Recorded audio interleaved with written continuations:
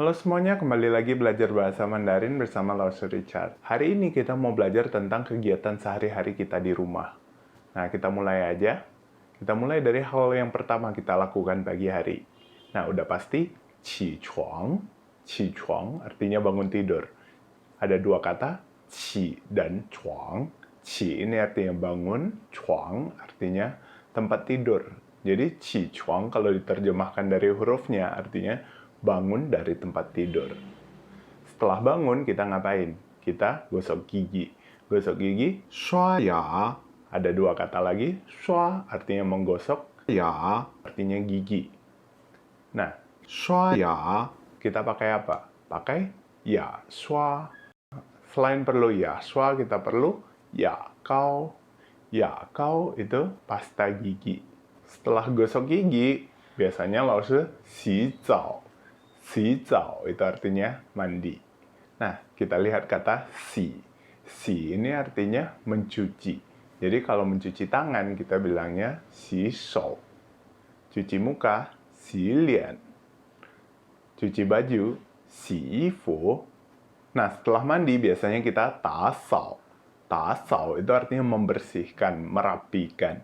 Jadi untuk merapikan kamar kita pakai kata ta sao. Ta sao fangjian, membersihkan kamar. Oke, ingat ya, ta sao. Jadi menyapu, ngepel itu semuanya ta sao. Setelah bersih-bersih, mungkin kita mau santai dulu, mau minum teh, mau minum kopi, tentu kita perlu menyeduh teh. Kalau menyeduh itu pao. Pao cha. Pao kafe. Jadi pao ini menyeduh pakai air panas. Jadi menuang air panas dalam gelas itu namanya pao. Kalau mie instan yang pakai cup itu kita juga pao. Jadi namanya pao mian. Nah, setelah pao cha, pao mian, kita ngapain? Kita chi zao fan. Setelah diseduh tentu kita makan. Chi zao fan. Nah, coba lihat chi, kalian udah tahu. Chi artinya makan. Zao fan di sini ada dua kata. Zao artinya pagi.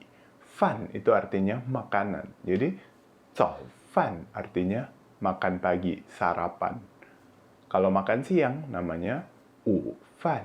Makan malam namanya wan fan. Oke? Fan ini arti sebenarnya nasi. Tapi fan juga bisa diartikan makanan berat. Makanan apa aja juga fan. Jadi kalau pagi-pagi kita makan roti, tetap namanya chi zao fan. Malam-malam kita makan mie juga namanya chi wan fan. Nah, setelah kerja udah capek, kita ngapain? Kita xiu xi. Xiu xi artinya istirahat. Setelah itu kita mau ngerjain laundry. Laundry ini kita lihat tahapnya satu persatu dalam bahasa Mandarin. Oke, yang pertama sekali kita mencuci baju. Mencuci tadi udah lihat xi. Xi yifu. Xi yifu artinya mencuci baju. Nah, bajunya setelah selesai dicuci, tentu dijemur. Dijemur itu shai. Shai yifu, menjemur baju. Setelah dijemur, bajunya udah kering, kita ngapain? Kita tang yifu. Tang artinya menyetrika. Menyetrika baju, tang yifu.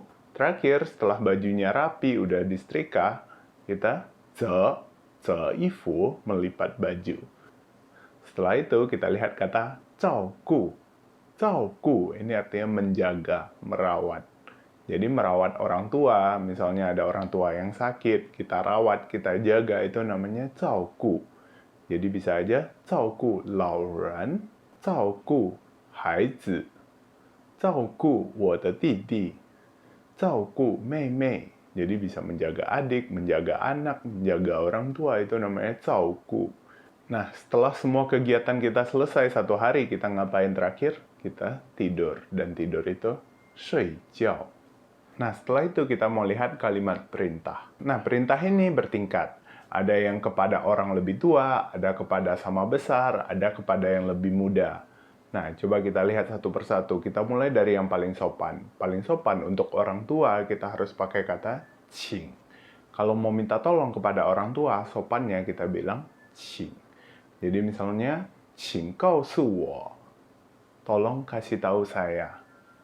Qing ge wo qian. Tolong kasih saya uang. Nah, qing ini sangat sopan. Setelah itu kepada sama besar, kita bisa aja pakai kata pa. Pa ini menyuruh. Kau suwo pa. Kasih taulah saya. Si wan pa. Cucilah piring.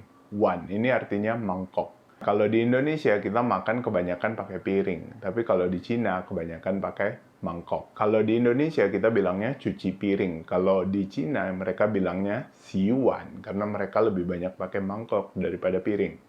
Kuai cu pa. Kuai cepat. Cu pergi. Pa untuk menyuruh.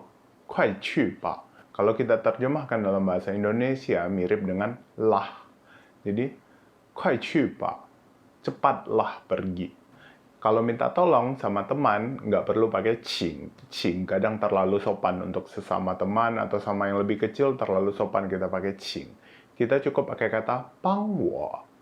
Jadi misalnya kalau minta tolong, tolong cucikan piring dong. Itu namanya pang wo si wan. Nah, kalau kita menyuruh aja, siwan itu terlalu kasar.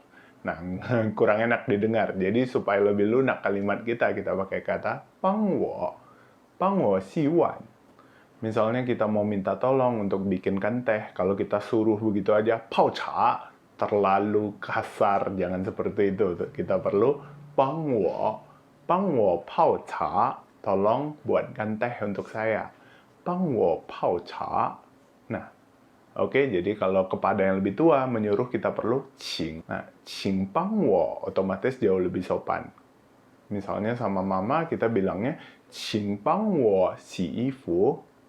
Kalau sama adik kita cukup bilang pang wo xi fu. Setelah itu kita lihat perintah yang benar-benar perintah. Ini dipakai kepada anak-anak atau orang yang lebih kecil dari kita. Nah, ini kalau sama orang yang lebih tua nggak sopan sama sekali.